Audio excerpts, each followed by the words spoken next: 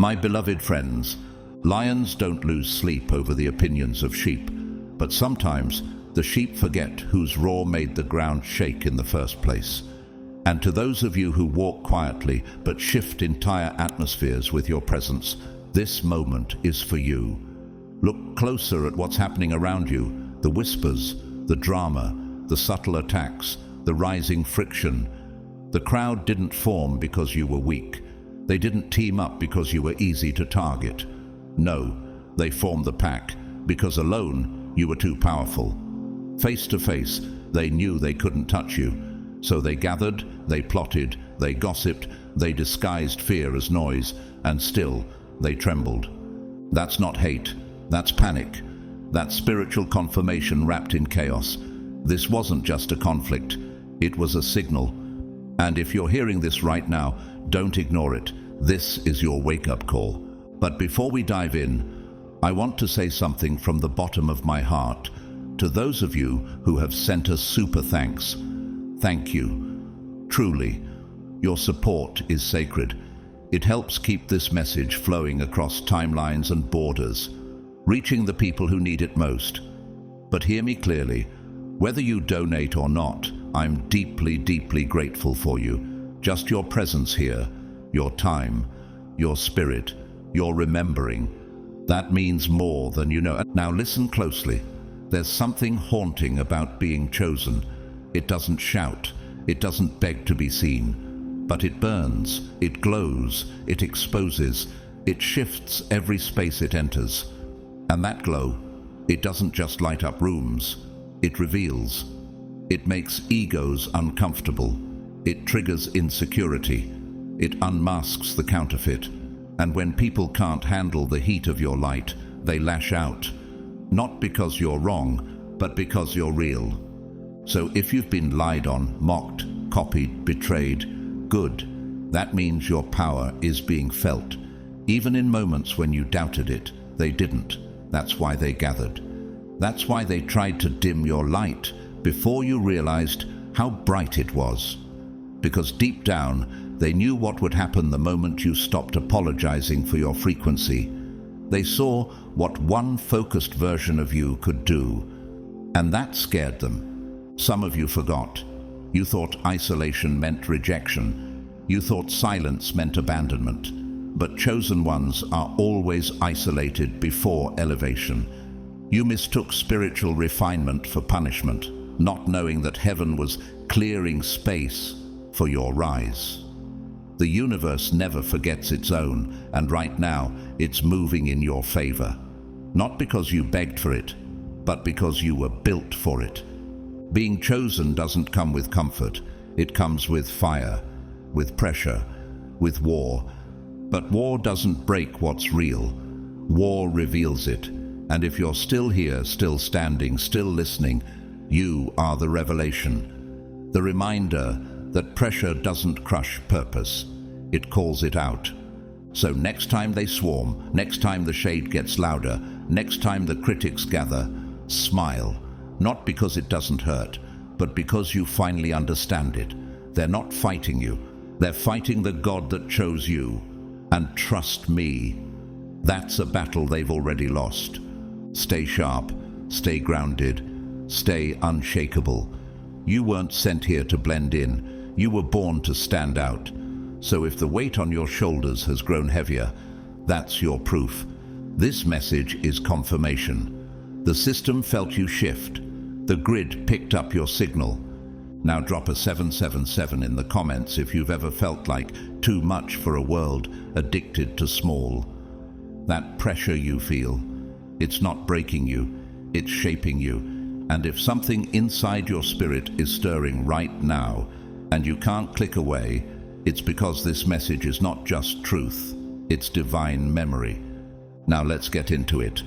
God's chosen ones, you must be insanely powerful. If it takes this many people to gang up on you, wild.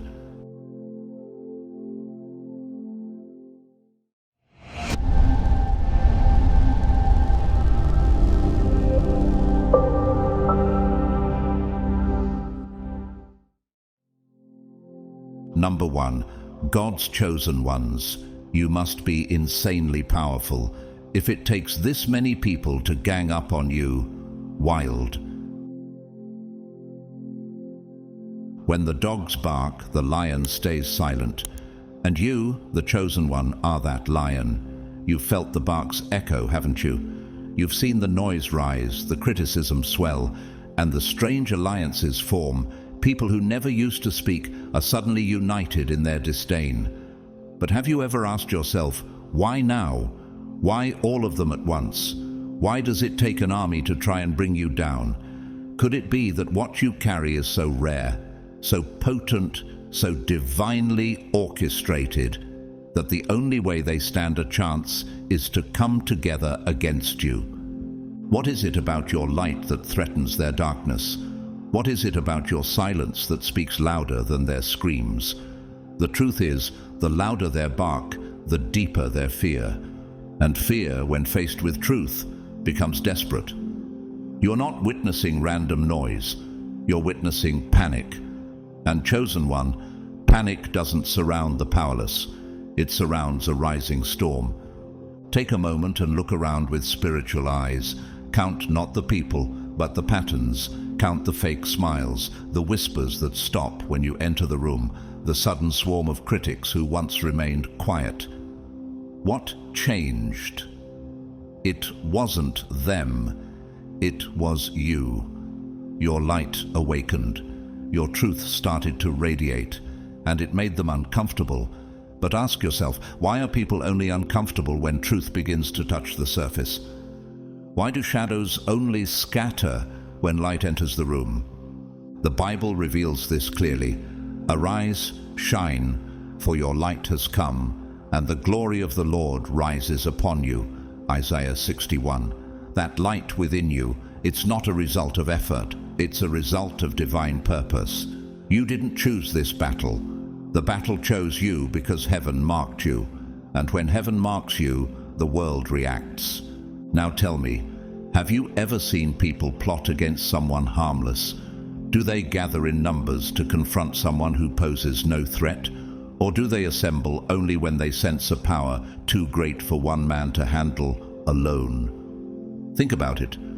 You don't bring a battalion to silence a whisper.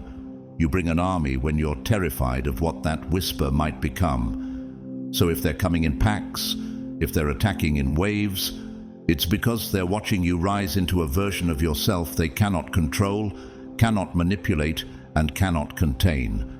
This is exactly what happened to David. Before he ever wore the crown, before he ever sat on the throne, he had to face a giant. Not because he was popular, but because he was powerful in spirit. 1 Samuel 17:45 tells us, David said to the Philistine, "You come against me with sword and spear and javelin, but I come against you in the name of the Lord Almighty." That confidence didn't come from the crowd. It came from the calling, just like you. They came at David because they feared what he might become, and that's what's happening to you.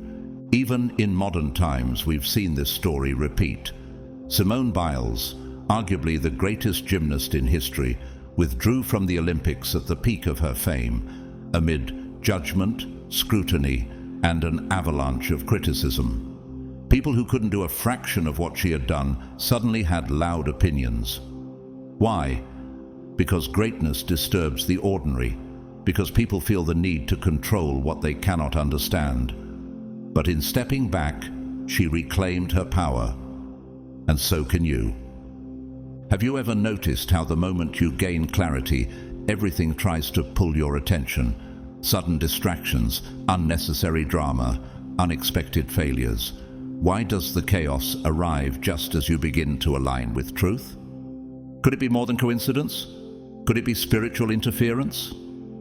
Ephesians 6:12 reminds us, "For we wrestle not against flesh and blood, but against principalities, against powers, against the rulers of darkness." So the fight you're in is not just emotional, it's spiritual. And that's why it feels so intense. You're not just facing people, you're facing systems, patterns, generational weight. And yet, through it all, you are still standing. Now let me ask, How many times have you started doubting your path because of their noise? How often have you interpreted isolation as rejection rather than refinement? You began asking questions like, why me? Why now? Why all this at once? But what if those questions are your answer? What if everything is happening not to punish you, but to reveal the weight of what you carry? Chosen one, even Jesus wasn't exempt from this pattern. In John 11, he raised Lazarus from the dead, a miracle so powerful that it caused the religious elite to conspire to kill him. Not because he sinned, but because he disrupted their system. John 11:53 says, "So from that day on, they plotted to take his life." They weren't reacting to who he was. They were reacting to what he was about to become. Sound familiar? And let's not forget Alan Turing, the genius mathematician who cracked the Nazi Enigma code. Despite saving millions, he was later prosecuted for simply being different. He didn't fit their mold. He scared them. Not with violence, but with brilliance. His mind disrupted their control. Just as your spirit disrupts the plans of those who live in deception, some of you forgot that storms aren't sent to destroy the chosen. They're sent to reveal the chosen, the universe, the heavens, the very frequency of God. It doesn't test the weak, it tests the warriors. James 1:12 reminds us, "Blessed is the one who perseveres under trial, because having stood the test, that person will receive the crown of life." Your trials are not accidents, they are audits. Heaven is checking your foundation before the promotion comes. And yet, here you are, still breathing, still believing, still becoming. Isn't that proof enough? After all they tried, after all that noise, after all those fake smiles and hidden attacks, you're still here, still rising, still chosen. So I ask again, do numbers really mean strength? Or are they just signs of their fear? Think about Malcolm X, an outspoken voice for justice and transformation. He was met with resistance not because he was wrong, but because he was relentless. His truth made people uncomfortable. His clarity ignited fear. And even in death, his voice only grew louder. That's the thing about chosen voices. They echo beyond the grave. Romans 8:18 comforts us with these words. "I consider that our present sufferings are not worth comparing with the glory that will be revealed in us."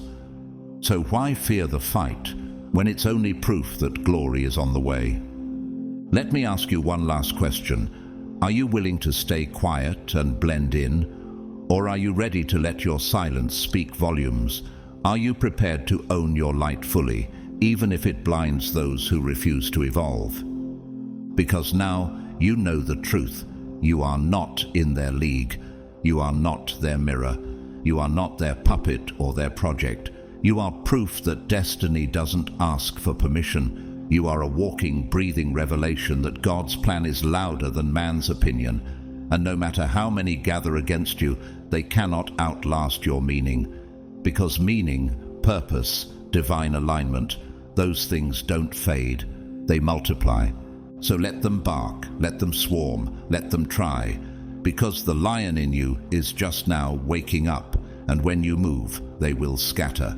Chosen one, your silence is sacred, your presence is pressure, your mission is protected, and your light, it's about to go nuclear. And when that happens, they won't just regret underestimating you. They'll have no choice but to witness what they never saw coming. Because baby, you weren't made to survive the fire. You are the fire. Number 2, God's chosen ones, you weren't supposed to get this far. That's why they built walls. They built walls, chosen one. Not metaphorical ones, spiritual ones. Invisible gates camouflaged as chaos, distractions and delays. And yet, you walk straight through them. Have you ever stopped to ask yourself, why? Why you're still here, still standing, still reading these words when everything around you has been engineered to push you away? Can you feel it now? that deep sense in your spirit that you were never meant to arrive at this moment by accident. The truth is, this message was never intended for everyone. In fact, it was designed to filter you out. The first layer of resistance wasn't some random inconvenience. It was a firewall, a divine test, a spiritual checkpoint meant to stop the ones who were on the brink of remembering who they truly are. You weren't supposed to get this far, not according to them. And yet, here you are. What does that say about you? What does that reveal about the power that's been hidden inside you all along? Let that settle into your soul. Because if you're still here, still locked in, despite the mental noise, the physical interruptions, the emotional fatigue, it means one thing with divine clarity: you broke through. You didn't fold. You didn't scroll away. You didn't get sedated by the distractions. You passed the first test that most people never even notice they're taking. Have you ever wondered why your mind started racing just before this message began? Why your phone glitched? Why your energy dipped? That wasn't coincidence. That was interference. The Apostle Paul wrote, "Let us not become weary in doing good, for at the proper time we will reap a harvest if we do not give up." Galatians 6:9. Do you feel the harvest approaching? Can you sense that this message is not just encouragement, but confirmation? That the walls they built were not to protect themselves, but to keep you from unlocking what's inside of you. Everything was designed to shake your focus, to steal your clarity just before it fully returned. The whisper in your head saying, "This isn't for me." The notification that popped up as your spirit started to rise. The emotional weight that suddenly came out of nowhere. All of it was a signal jam, an energetic firewall meant to block divine truth from reaching your heart. But it failed. And that failure has them trembling. Because now they know you're awake. And when the chosen wake up, systems start to collapse. Have you heard of Frida Kahlo? Her life was riddled with pain, both emotional and physical. A bus accident nearly ended her life. Chronic pain tried to silence her spirit, but she painted through it. She expressed truth through brokenness. She didn't walk around the walls, they pierced her. And still, she created. Still, she broke through. You too are creating through pain. Breaking through resistance, not to prove yourself to others, but to reclaim yourself from the lies the world tried to install in you. You were never supposed to get this far. The blueprint for your life, designed by systems of limitation, included detours and distractions, self-doubt and defeat. But something in you refused to stay asleep.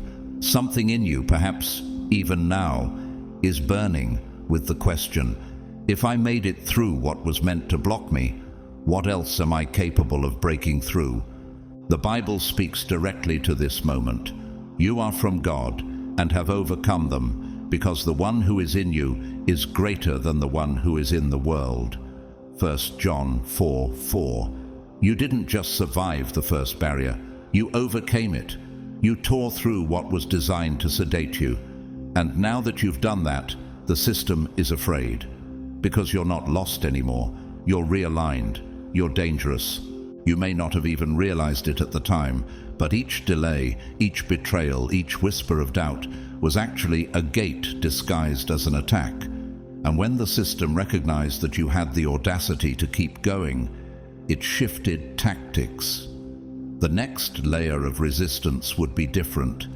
It would come with charm, with distractions dressed as friends, with comfort disguised as purpose. But you, chosen one, are no longer walking blind. You now see the patterns. You've started recognizing the resistance, not as a personal failure, but as a personal filter, a divine checkpoint meant to test your consistency, not your worth. Esther is a perfect example of this.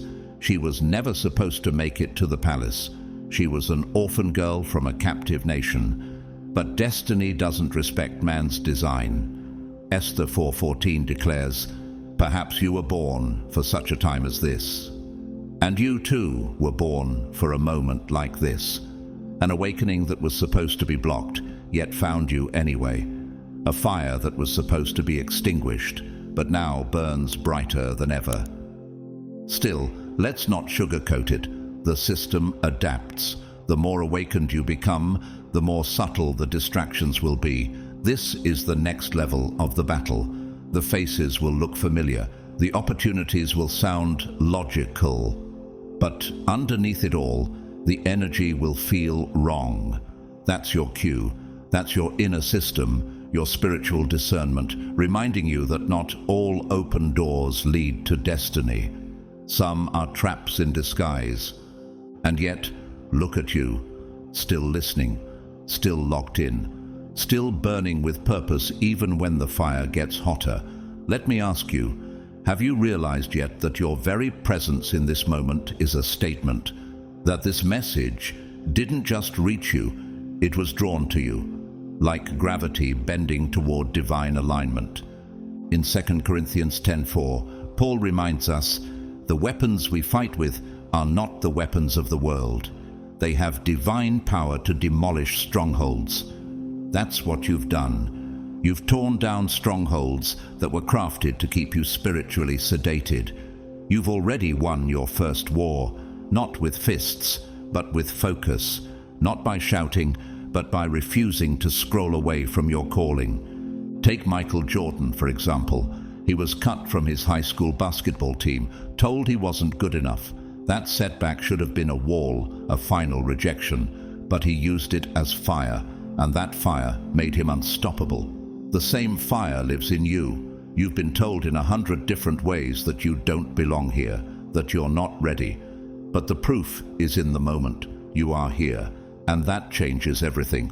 So what now? Now you guard your mind. You sharpen your discernment. Because when the system knows it can't block your entrance, it will try to dilute your mission. And the next walls won't look like barriers. They'll look like opportunities.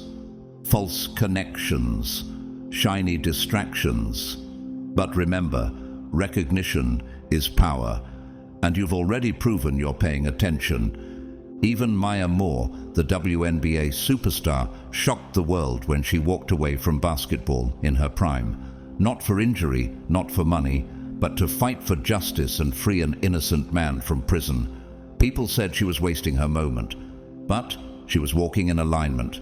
She chose a higher purpose over popularity, just like you must now, just like you are starting to do. Romans 13:11 says, "The hour has already come for you to wake up from your slumber, because our salvation is nearer now than when we first believed." The fact that you're here, absorbing these words, with your spirit stirred, is proof that you're awake. The system wanted you numb, distracted, overthinking, but you remembered. You realigned. You refused to sleepwalk through your destiny. Chosen one, this is no longer about survival. This is about transformation. They tried to block it. The algorithm tried to hide it. The noise tried to drown it out. But the message got through. And the moment it did, something shifted in the atmosphere. The universe didn't just whisper anymore, it thundered. So what are you going to do with this moment? Will you ignore it and slip back into sedation? Or will you let it become your sword, your compass, your fire? The wall didn't stop you. The glitch didn't break you. The noise didn't confuse you. And now, you know too much to go back. You were never supposed to hear this, but you did. You were never supposed to remember who you were, but you have.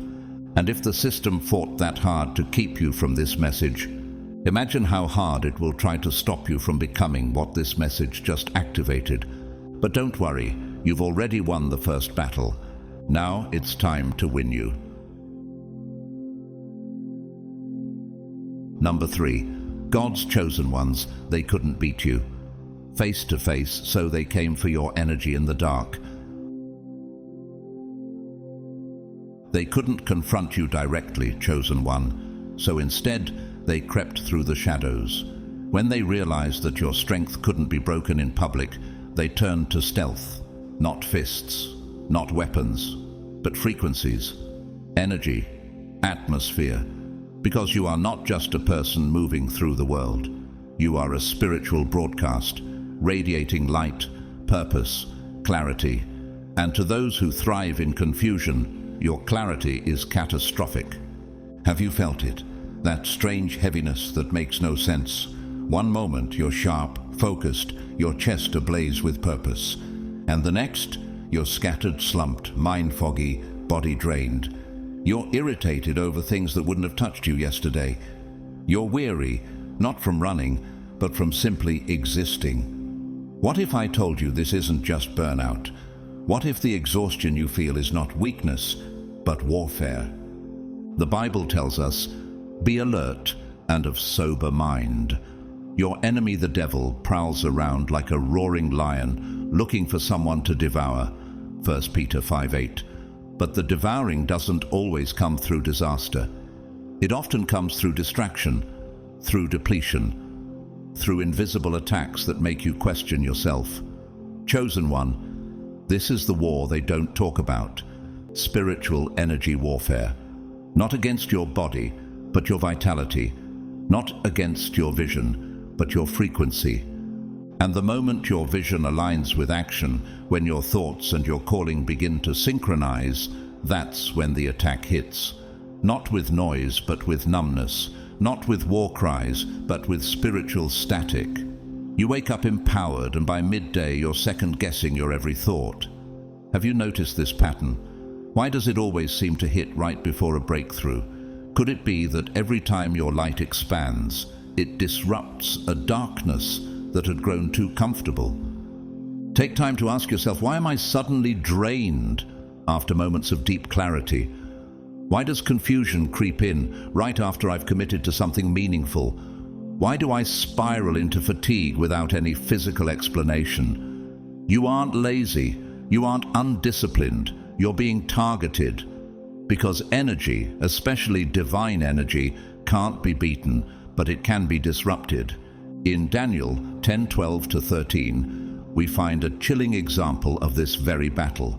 Daniel prayed and fasted for 21 days, but his answer was delayed, not because God hadn't heard him, but because a spiritual force called the Prince of Persia opposed the angel bringing the message. The angel told Daniel, "From the first day that you set your heart to understand and to humble yourself before God, your words were heard. But the prince of the Persian kingdom resisted me 21 days.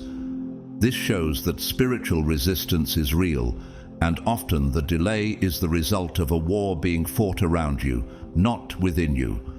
That's why you must protect your energy like royalty protects a crown. You are carrying something sacred, and not everything deserves proximity to it. Not every invitation deserves a response. Not every conversation deserves your presence. You're not being antisocial, you're being anointed, and with anointing comes assignment. With assignment comes attack. Think about the life of Nina Simone. Her music was revolutionary, her presence magnetic, but with her talent came constant resistance. Her mind was often under siege, not because she was broken, but because her voice carried power. Her presence threatened systems that fed on silence. And your voice, your very energy, does the same. You're not being drained because you're empty. You're being drained because you're full of vision, of clarity, of change. Let's be real. Energy is currency, and yours is expensive. So when you step into alignment, when your spirit starts to sync with your destiny, you create a ripple effect in the unseen. They feel it before you see it. The ones hiding in the dark, the ones feeding off chaos, they feel your focus as a threat. That's why, the moment you commit to your calling, the confusion shows up. But now that you know, what will you do with that knowledge? Remember Ephesians 6:11-12. Put on the full armor of God, so that you can take your stand against the devil's schemes. For our struggle is not against flesh and blood, but against rulers, against the authorities, against the powers of this dark world, and against the spiritual forces of evil. If you're feeling the fog roll in, the exhaustion suffocate your flame, don't collapse. Anchor yourself. Recognize the tactic. Reclaim your power. Ask yourself, who or what has had consistent access to your energy but offers you no return? What habits are draining your soul instead of feeding it? What foods, what content, what conversations are robbing you of clarity? You can no longer afford to live like everyone else.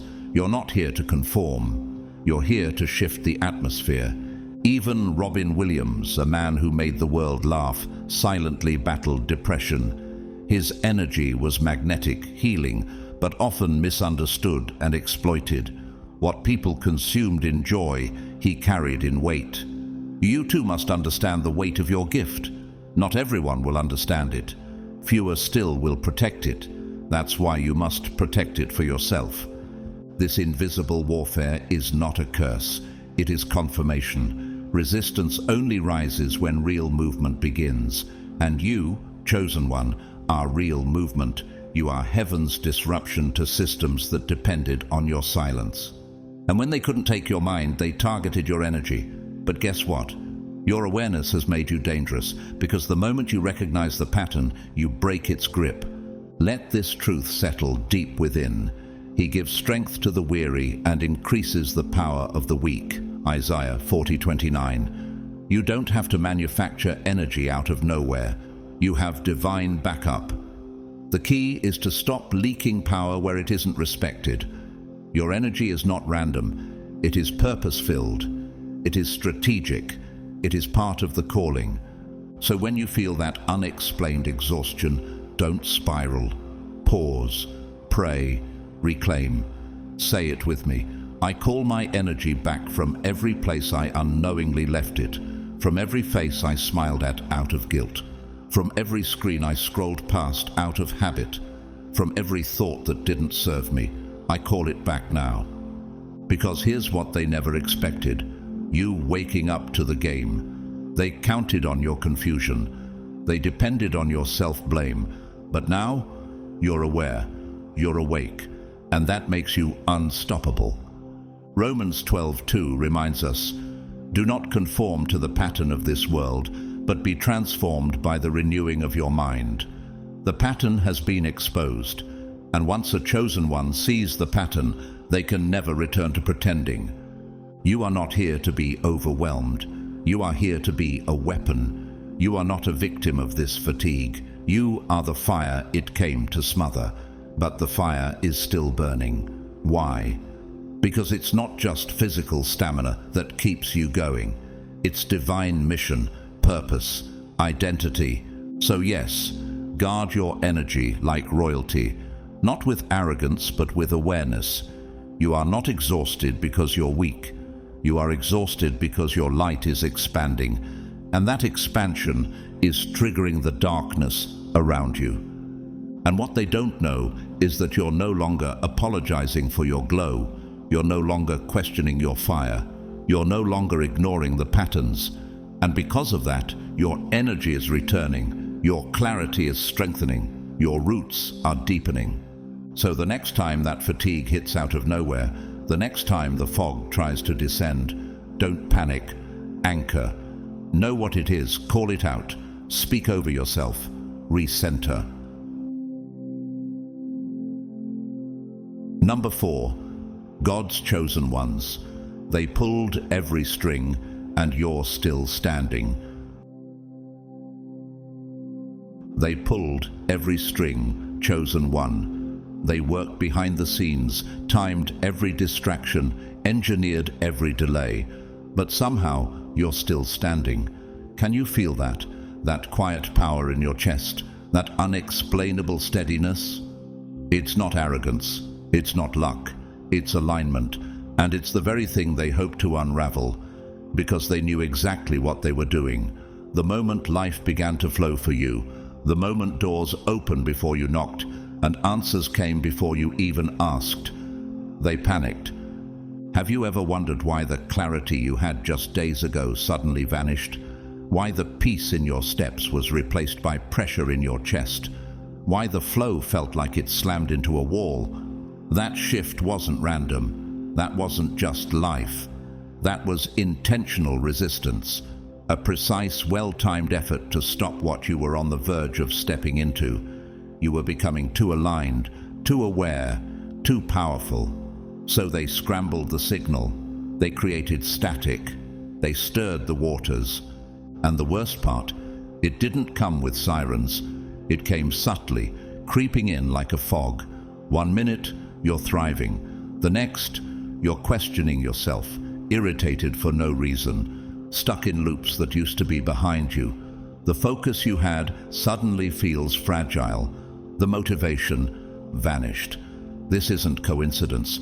This is spiritual interference. They've studied your rhythms, they've watched your growth, and they know the exact pressure points to hit. Why? Because they fear what happens when you break through and stay broken through.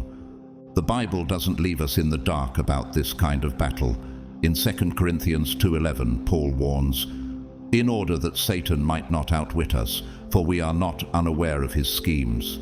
These disruptions, these sudden shifts in energy, they are schemes, intentional plots against your spirit. You're not being paranoid, you're being perceived as a threat, and perception alone is what fuels their fear. Ever notice how the moment you commit to growth, real growth, not just ideas, conflict erupts? Old friends get uncomfortable, arguments arise out of nowhere, delay after delay piles up. What used to be simple suddenly becomes complex. That's not because you're off path, it's because you're directly on it. And those benefiting from your confusion are terrified of your clarity. This is why you've got to see beyond the surface. People around you may not understand. They'll label you moody, distant, not yourself. But deep down, you know better.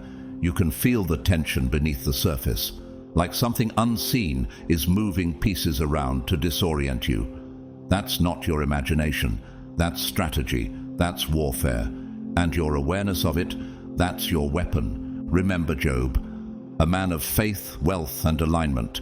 Satan didn't come for him randomly. He targeted him because he was aligned. In Job 1:10-11, Satan says to God, "Have you not put a hedge around him and his household and everything he has? But now stretch out your hand and strike everything he has, and he will surely curse you to your face." The enemy wasn't just attacking Job's possessions, he was attacking his alignment. Sound familiar? Look at what's happening to you.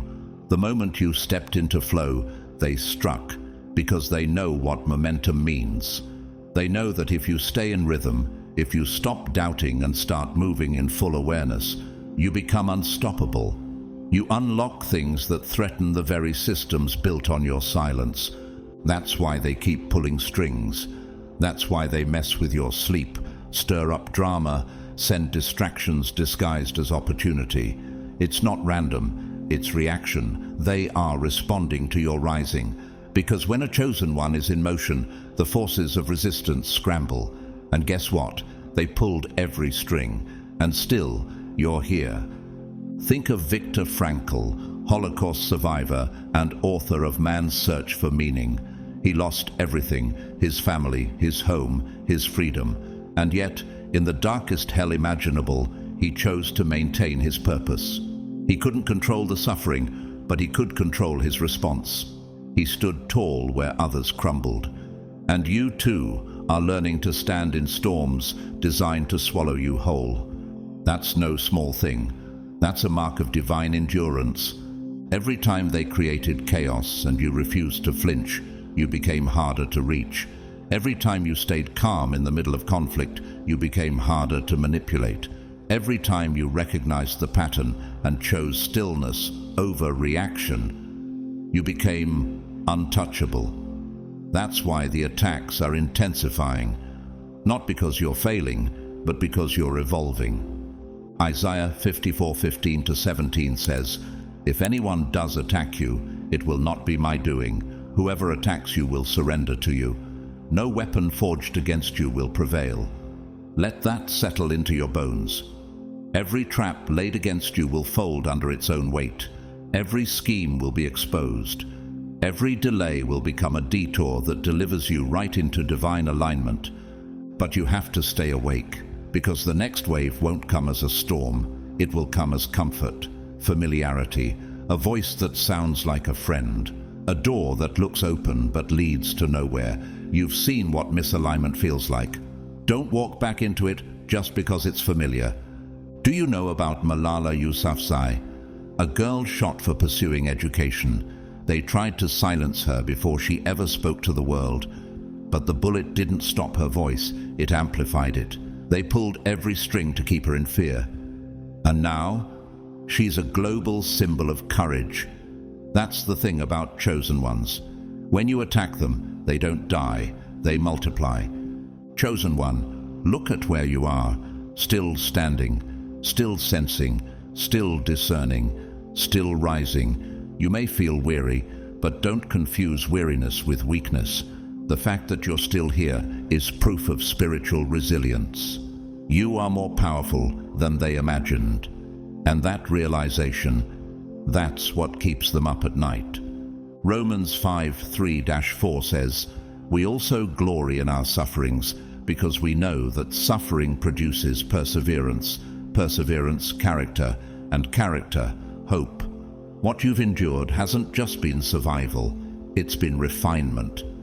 Every interference has forged you into someone stronger, sharper, and more spiritually attuned.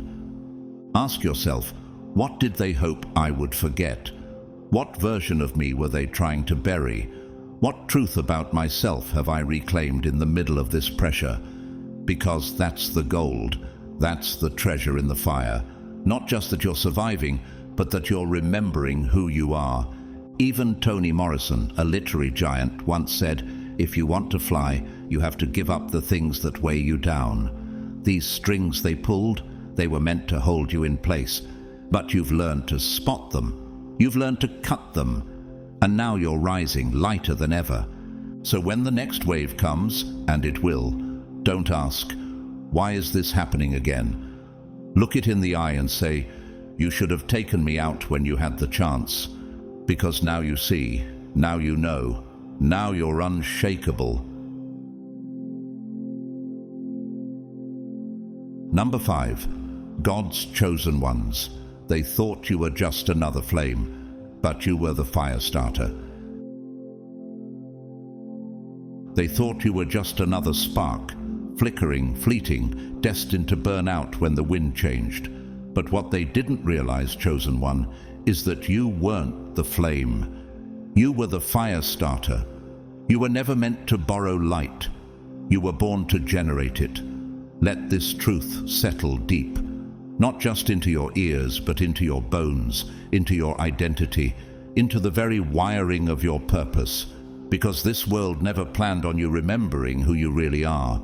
It was built to make you forget. You weren't put here to chase the light. You are the light.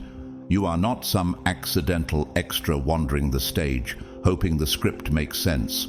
No, you are the pulse, the ink, the breath, and the storm that rewrites the script when the old one no longer honors truth. You are not here to witness change. You are the change.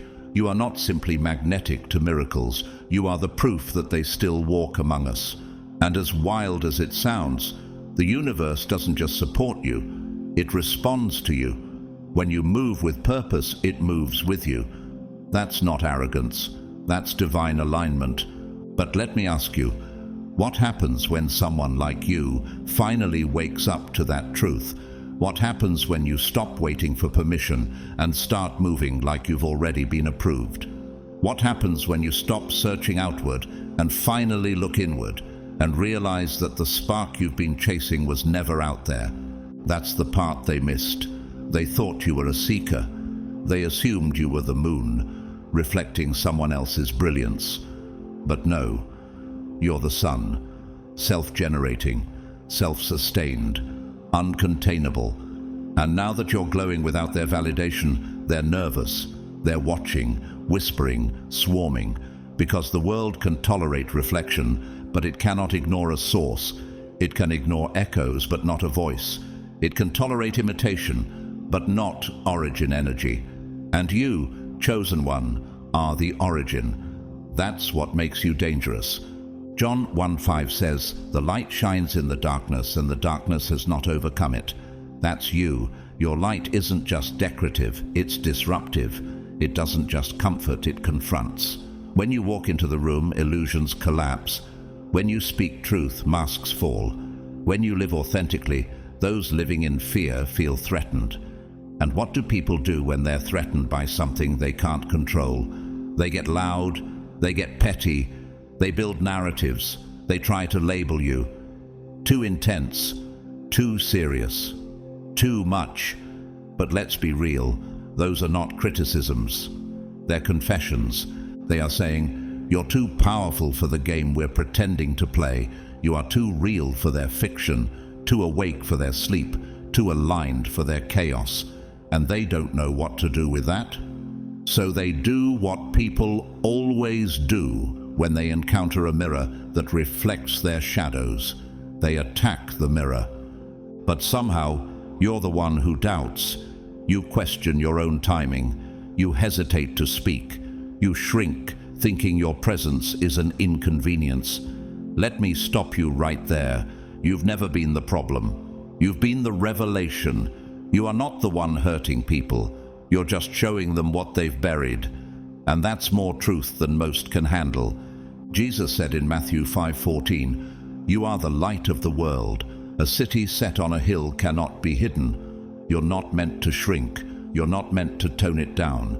You were never made to be digestible to people still choosing spiritual fast food. You're not the watered-down version of something greater. You are the original. And yes, that's terrifying to them. Because when someone like you wakes up, the structures built on silence, control, and manipulation begin to collapse. Think of Bruce Lee. He wasn't just a fighter, he was a force. Philosophical, creative, bold, unapologetically himself. People feared him not only because of his physical strength, but because of the ideas he carried, the freedom he embodied. They tried to fit him into molds, to tell him who he should be, but he shattered every limitation. And you too are a mold breaker, a limit disruptor. That's why they couldn't box you in, because the moment they thought they understood you, you outgrew their definition. Let me ask you this. Have you ever felt the energy shift when you walk into a room? The subtle tension, the awkward silences. That's not bad energy. That's recognition. You don't even need to speak. Your presence alone is a sermon. Your spirit, awake and aware, announces to every energy in the room, "I see you." And those who've been hiding behind smiles and social masks feel exposed. Romans 8:19 says, "For the creation waits in eager expectation for the children of God to be revealed." That's what's happening now. The earth, the atmosphere, the people around you, everything is adjusting because you have been revealed. And with that revelation comes a new responsibility, to stop searching outward for the power that's always been within. Look at Lady Gaga. For years she was dismissed, misunderstood, labeled too much. But she didn't shrink. She expanded. She stayed weird, stayed loud, stayed unapologetically herself, and eventually the world had to adjust. Not because she asked for permission, but because authenticity always wins in the end. You are not here to be understood by the masses. You are here to rearrange the room with your truth. Chosen one, it's time to stop apologizing for your essence. You are not here to seek light. You are the source. And when you accept that fully, you become too steady to be shaken, too connected to be controlled. That's why they're uneasy around you. That's why you've outgrown some circles, outlasted some storms, and outlived some narratives. You were never meant to blend in. You were built to break cycles. Exodus 33:14 says, "My presence will go with you, and I will give you rest." That divine presence has never left you, even in your questioning, even in your shrinking, even in your delay. But now Now is not the time to shrink. Now is the time to own it all. Own the fire. Own the disruption. Own the fact that you are not waiting to become anything. You already are. You were born stamped with assignment. Have you heard of Florence Nightingale? She defied societal expectations, revolutionized nursing, and walked into war zones with compassion that dismantled death systems. They told her she didn't belong. They tried to stop her. But she walked anyway. She healed anyway.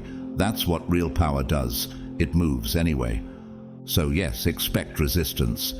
Expect strange delays, unexpected friction, relationships to shift. But understand, this is not rejection, it's realignment. Everything not built for your fire will fall away, and everything aligned with your flame will rise with you. Let me make it plain. You are the storm. You are not the reaction. You are the shift. You are not the echo. You are the origin. And no one, not a critic, not a crowd, not a system, can take that from you. Why?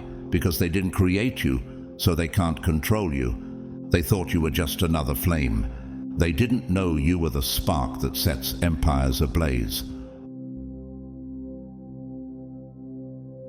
Number 6. God's chosen ones. They don't hate you. They need you to forget who you are. They don't truly hate you, chosen one. They fear what happens the moment you remember. Their strategy isn't rooted in rage.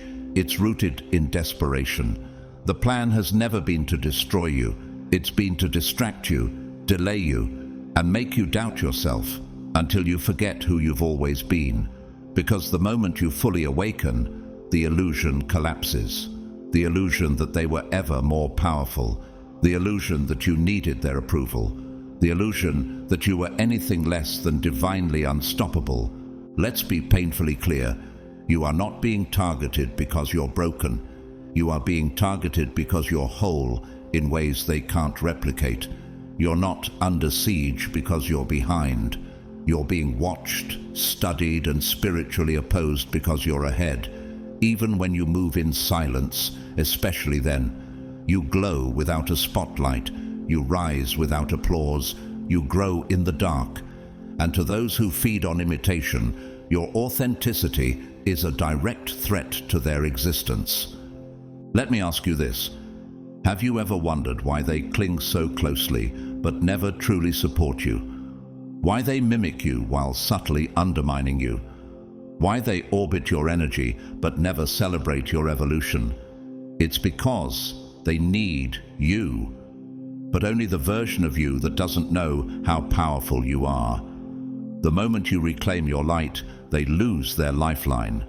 James 4:7 offers a powerful spiritual weapon. Submit yourselves then to God. Resist the devil, and he will flee from you. What if that resistance isn't about rage or confrontation, but about reclaiming your clarity? Every time you choose alignment over approval, peace over performance, truth over comfort, you become impossible to feed on. You see, not everyone can generate true power. Not everyone was built with fire in their bones. There are souls out here disconnected from source, cut off from spirit, and what do? They feed. They seek out light bearers like you. They hover around the chosen, hoping to steal warmth from your flame. These are not just haters. They are spiritual parasites, cloaked in charm, sustained by access. And when someone like you walks into a room, radiant, authentic, spiritually awakened, they panic. Not because you attacked them, but because your very existence exposes them. You don't need to say a word. You don't need to call them out. Your presence does it all. You are a walking disruption to everything fake, a living contradiction to every system built on ego, manipulation, and illusion. And when people realize that they can't control you, can't shape you, can't silence you, they resort to what they know best: shadow warfare, passive-aggressive jabs, subtle exclusions, energy-draining conversations. They don't fight fair because they know they'd lose. That's why they throw shade instead of truth.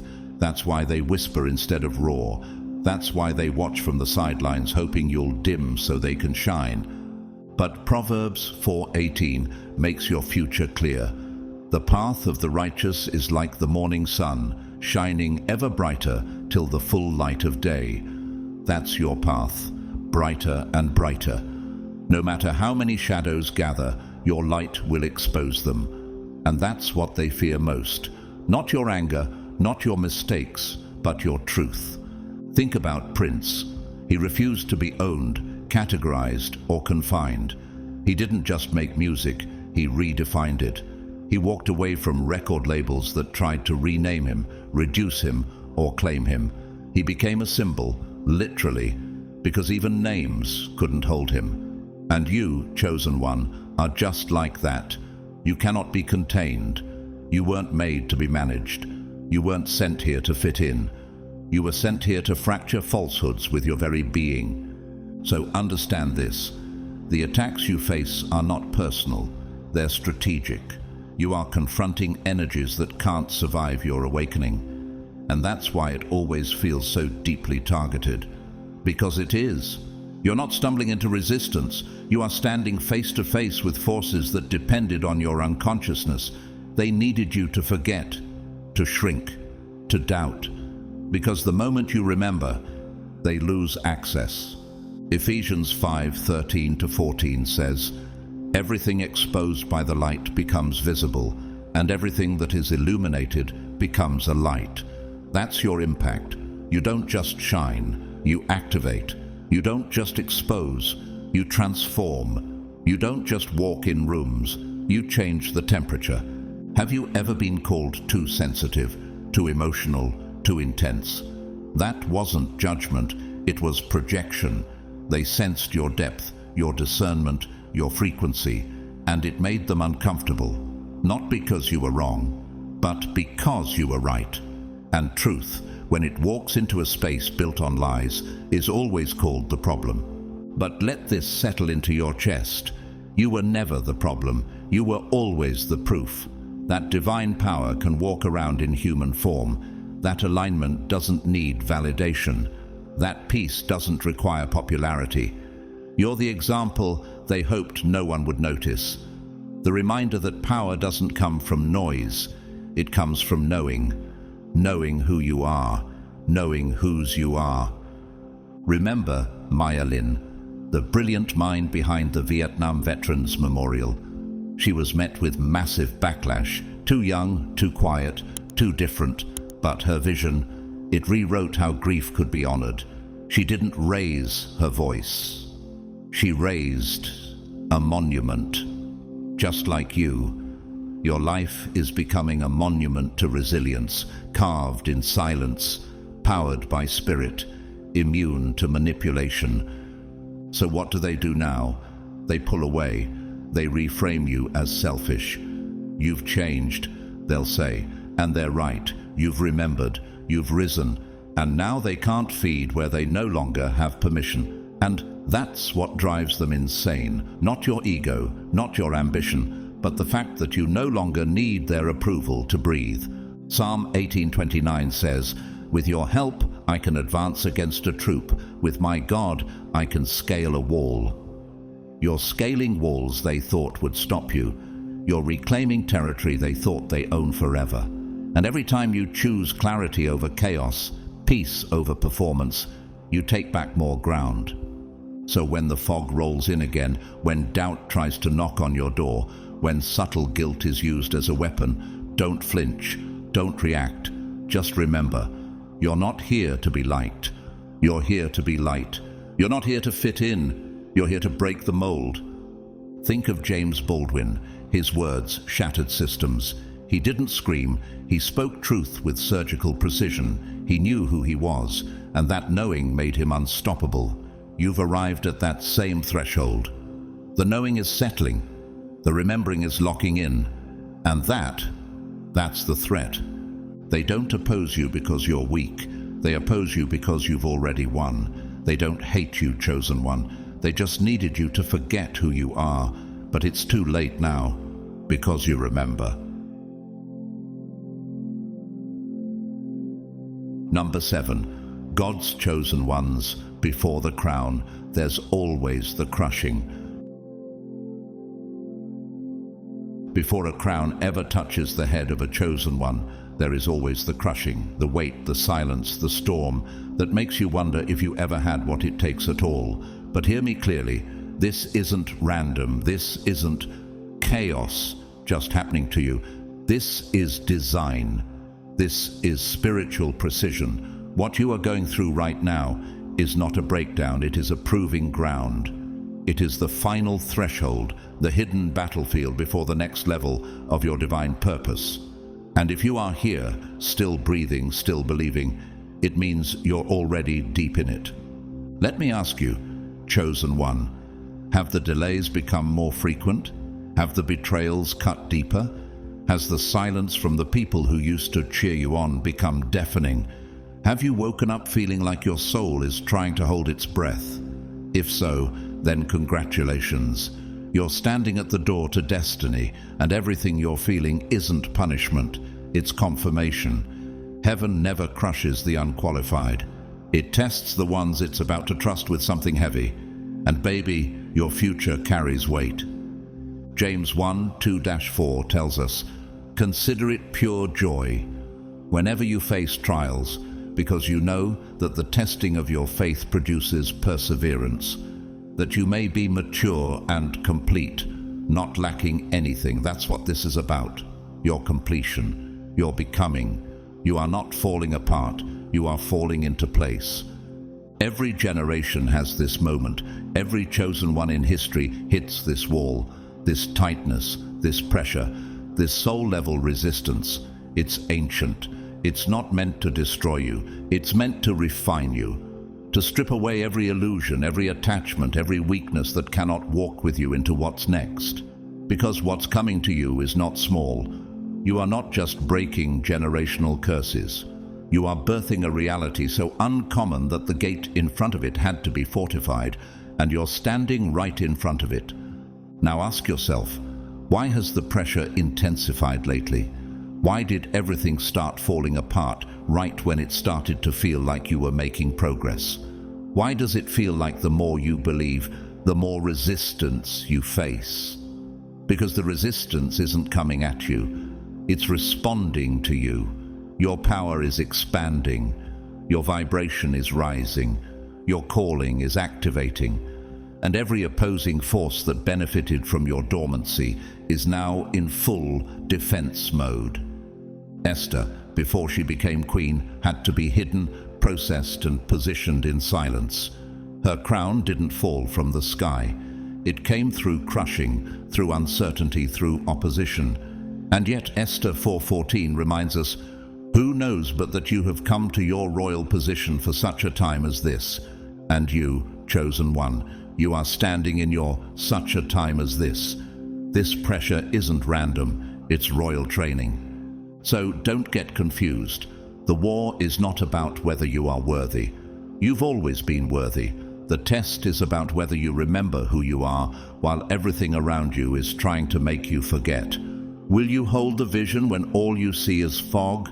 Will you trust the assignment when all you hear is silence? Think of Nelson Mandela, locked away for 27 years, crushed by time, silence, and separation. But what they didn't realize is that the prison wasn't burying him, it was forging him. And when he emerged, he didn't come back as the man he was.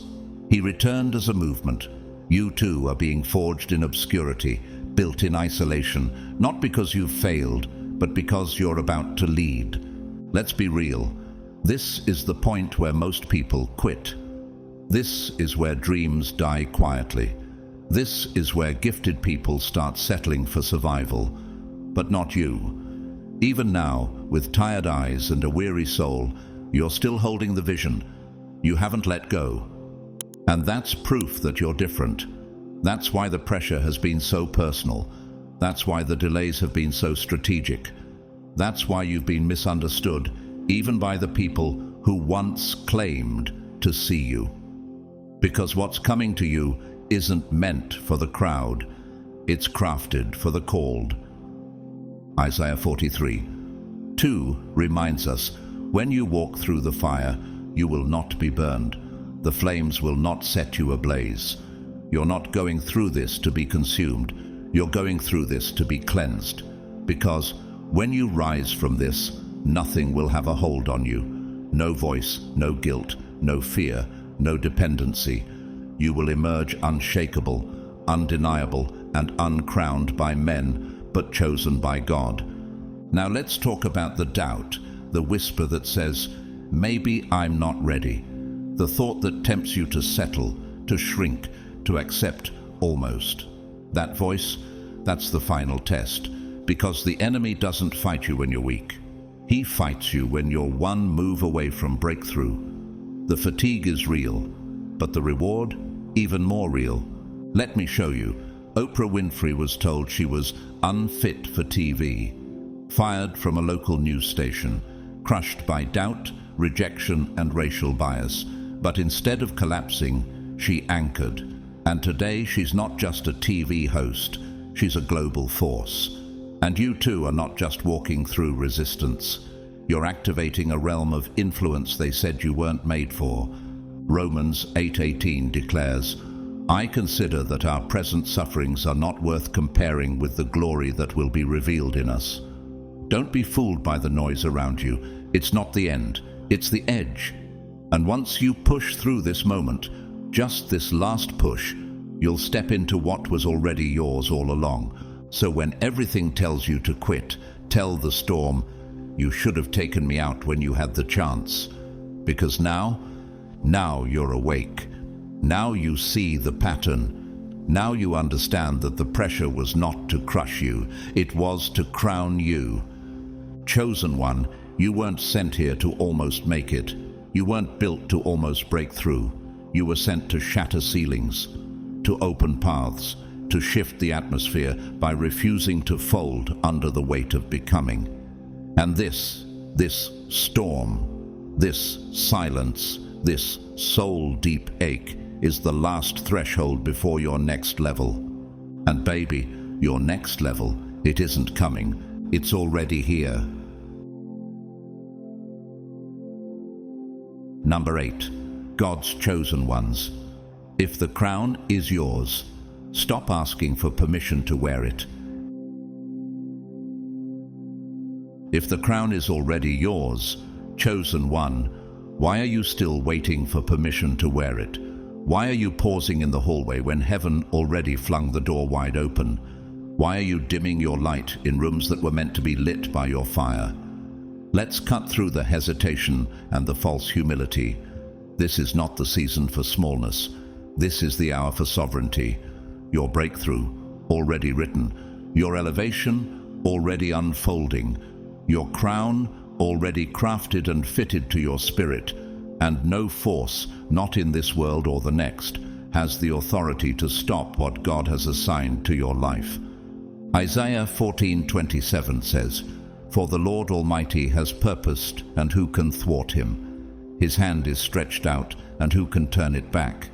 The answer is no one, not your enemies, not your past, not even your own fears. The only thing that could ever delay what's meant for you is you. And that's exactly what the opposition is counting on. They don't have the power to destroy your calling, so they aim for something far more dangerous. They try to get you to turn on yourself. Do you see it now? That was the real strategy all along. Not to defeat you, but to convince you to disqualify yourself, to plant just enough doubt that you start asking the wrong questions. Maybe I'm not ready. Maybe this is too big for me.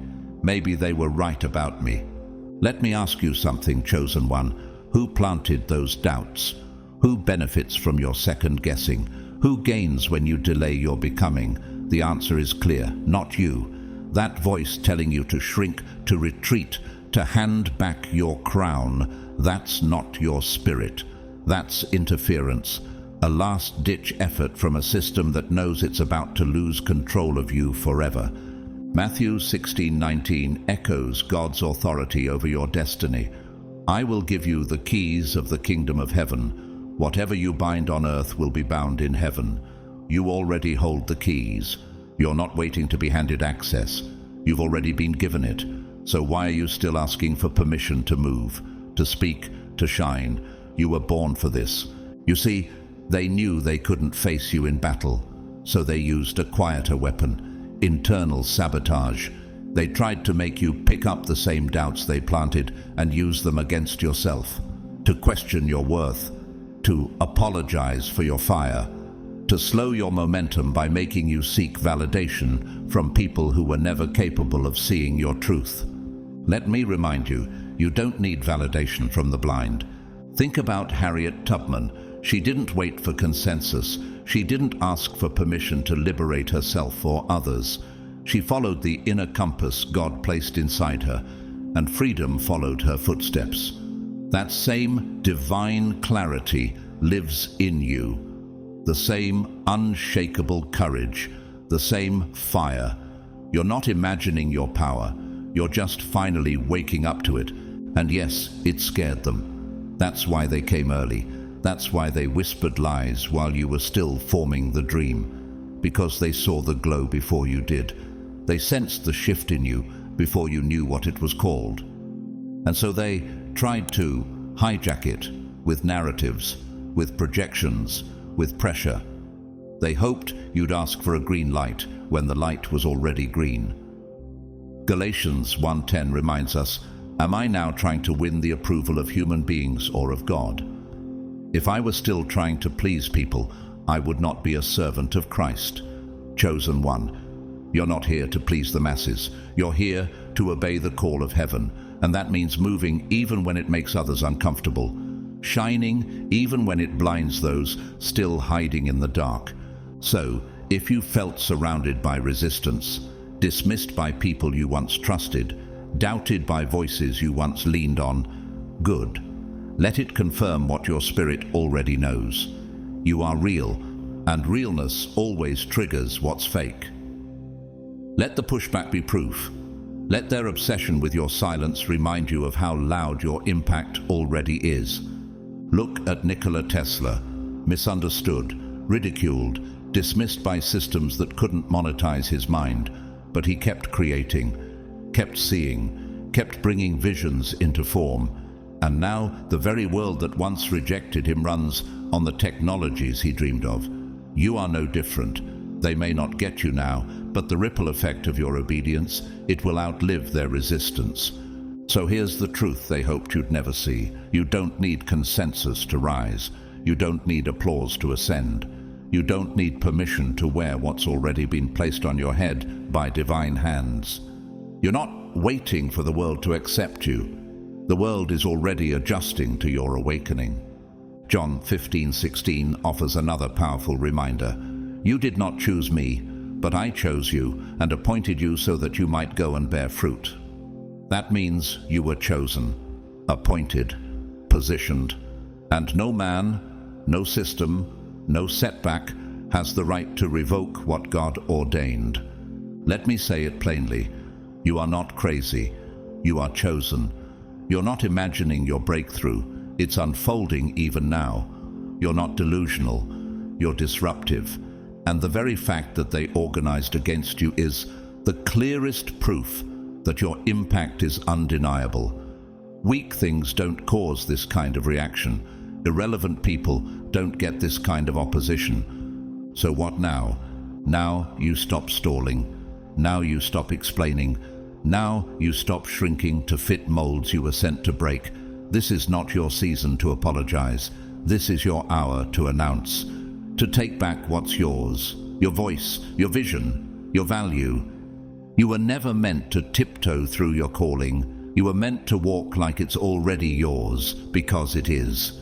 Even Rosa Parks knew the power of stillness. One decision, one refusal to move, shook a nation. She didn't ask for applause. She didn't need a crowd. She just knew she wasn't going to give up her seat. And you too must stop surrendering territory that was promised to you. Number 9, God's chosen ones. If it takes this many against you, you must be the spark. This many against one. It doesn't mean you're simply a threat, chosen one. It means you're the spark, the ignition point, the signal flare in a sleeping world. And if the pressure feels overwhelming, if the isolation cuts deep, if the resistance wraps itself around your life like chains, don't misunderstand what's happening. This isn't just an attack on you as a person. It's a reaction to the frequency you carry. You're not just an individual walking a hard road. You are a vibration, a coded activation written into the fabric of this timeline. And when you rise, others rise with you, even if they don't know why. When you move, you shake dimensions. That's why you're so heavily watched. That's why so many seem oddly invested in your delay. Why strangers project envy without cause. Why energy shifts the second you walk into the room. You don't just walk in light, you broadcast it. Ephesians 5:14 declares, "Awake, O sleeper, rise from the dead, and Christ will shine on you." This isn't about mere belief, it's about activation. Your awakening doesn't just affect your life, it creates ripples in the collective grid. Because when a chosen one wakes up, they don't just climb, they clear. They break locks, they crack strongholds, they expose systems, they become a living permission slip for others to do the same. Let me ask you, have you ever wondered why the opposition feels supernatural? Why so much pressure arrived just when you started standing tall? Why the weight of the world seemed to fall on your shoulders the moment you embraced purpose? That's not a glitch. It's not bad luck. It's spiritual physics. Pressure doesn't hit what isn't positioned. Resistance doesn't rise where there's no real momentum. You were never random. You were deployed. Think about that. You weren't born in this generation, this location, this energetic timeline by accident. Your presence here, now, is part of a cosmic strategy. Your survival, it wasn't coincidence, it was confirmation. Your instincts to keep going? Not random. Your gifts? Not a fluke. You are part of a divine infrastructure, a light source placed with precision to ignite movement in the places that had long been dark. John 1:9 says, "The true light that gives light to everyone was coming into the world." You carry that light, and you didn't just survive the crushing, you expanded. You walked through fires that others ran from. You kept showing up when everything told you to sit down. You kept speaking when the pressure demanded your silence. And that choice, that commitment, it activated the unseen grid that connects the awakened across time and space. This is why the opposition has grown more aggressive, not because of your failures, but because of your signal. When you rise, others start to stir. When you take your place, you call out the next chosen one. And if you don't quit, the ripple becomes a wave. This is not just about you. It never was. That's why their efforts to block you have been so relentless. Because once you walk in full remembrance of who you are, others will too. And that's what terrifies them. Think of Martin Luther King Jr. His presence wasn't just about him. It was his clarity, his conviction, his refusal to bend that became a spark. And that spark ignited a movement. That's what you carry. And that's why they resist you. Not just because of your words, but because of your wavelength. Because you're not just living, you're transmitting. Your alignment doesn't just inspire, it exposes. Your light doesn't only comfort, it confronts. Romans 8:11 reminds us, "The spirit of him who raised Jesus from the dead is living in you." That same power that raised the dead now fuels you. That same spirit now flows through your every word, every decision, every refusal to retreat. You are not here to participate in status quo cycles. You are here to shatter them. So yes, they watched you. They talked about you. They tried to isolate you. They tried to bury you under confusion, betrayal, exhaustion, silence. Not because you were weak, but because you were close. Because you were almost there. Because once you step fully into who you are, There's no putting the genie back in the bottle. You can't unknow what you now know, and they can't unsee what you're becoming. Have you ever heard of Jean-Michel Basquiat? His art didn't just express, it disrupted. He painted with spirit, with frequency, with coded rebellion. And though critics mocked him, the energy he carried couldn't be denied. Even after death, his light still awakens generations. And you too are not just here to be admired. You are here to be encoded into the fabric of the awakening.